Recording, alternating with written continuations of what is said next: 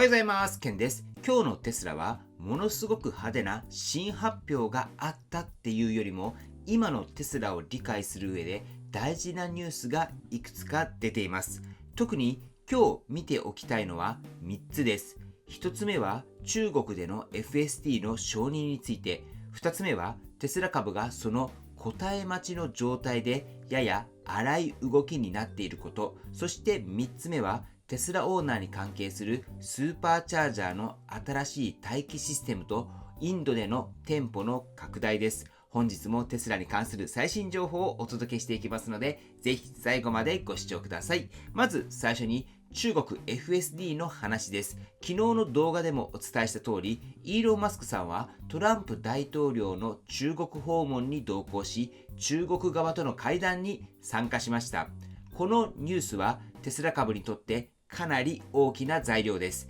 なぜなら市場が一番注目しているのはイーロン・マスクさんが中国に行ったことそのものではなくて、中国で FSD が承認される可能性があるのかという点だからです。ただここで冷静に見ておきたいのは、現時点で中国での FSD の承認が正式に発表されたわけではないということになります。つまり昨日は訪問したっていうニュースが材料になりました。でも今日はその続報として、では具体的な成果は出たのかという見る段階に入っています。そして今のところ FSD の承認について明確な発表は確認されていません。ここが今日の大事なポイントです。投資家目線で見ると、これはネガティブっていうよりまだ答えが出ていない状態です。市場は期待で先に動きます。中国で FSD が承認されるかもしれない。テスラのソフトウェア収益が広がるかもしれない。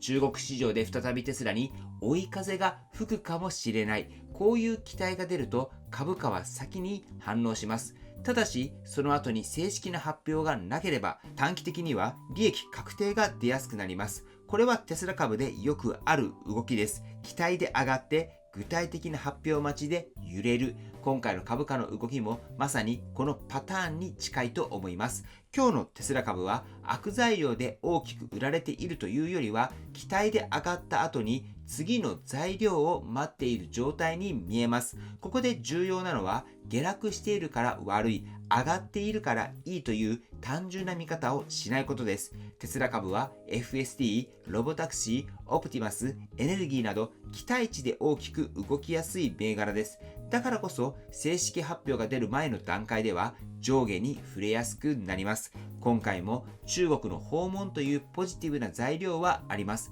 ただ市場が本当に知りたいのは誰と会ったのかではなくって、 FSD がいつどの地域でどういった条件で承認されるかなんです。そこまで見えていないので株価は一度様子見の動きになっている。こう整理すると分かりやすくなってくるんじゃないかなと思います。では次にテスラオーナーに関係するニュースです。テスラはスーパーチャージャーで仮想ウェイトリスト機能のテストを始めています。これは簡単に言うと、混雑しているスーパーチャージャーで誰が次に充電するのか、これをアプリや車両側で分かりやすく管理する仕組みです。今まで混んでいる充電ステーションでは誰が先に待っていたのか、これが分かりにくい場面がありました。特に駐車場の形が複雑だったり、複数の車が同時に入ってきたりすると、順番待ちが少しストレスになることがあります。今回の仮想ウェイトリストは、そうした問題をソフトウェアで整理しようとするものです。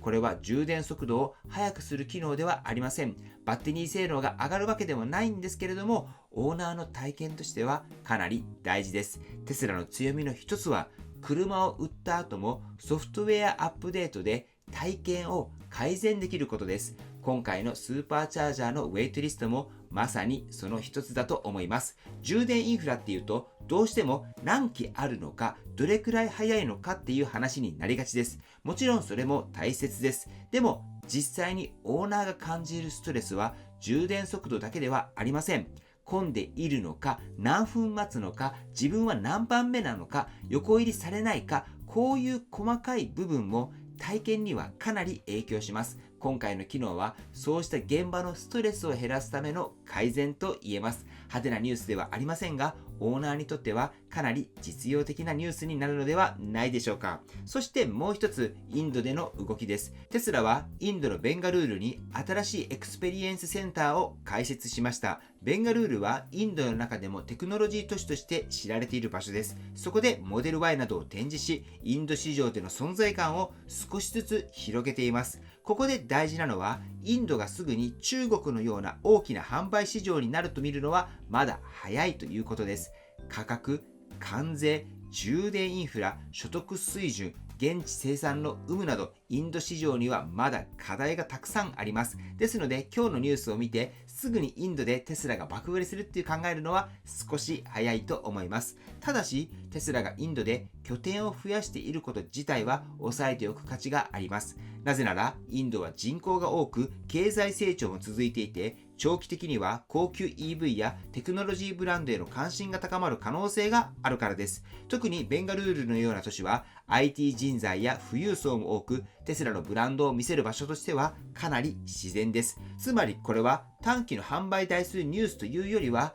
テスラがインドで少しずつ土台を作っているニュースです。株価にすぐに大きく反映されるような材料ではありません。株価にすぐ大きく反映されるような材料ではないかもしれません。でも、テスラがどの地域に力を入れているのかを見る上では重要な動きだと思います。はい、ということで今日のニュースまとめてみますと、まず中国の FSD については正式な承認発表はまだ確認されていません。昨日はイーロン・マスクさんの中国の訪問が大きな材料でした。しかし今日はその材料が次の段階に進んだのかと、つまり FSD の承認っていう具体的な成果が出たのか、これを見る局面です。しかし現時点ではまだ答えは出ていません。そのためテスラ株は期待を残しながらもやや荒い動きになっています。これは事業が悪化したっていうよりは市場が次の発表を待っている状態だと考えます。一方でオーナー向けにはスーパーチャージャーの仮想ウェイトリストという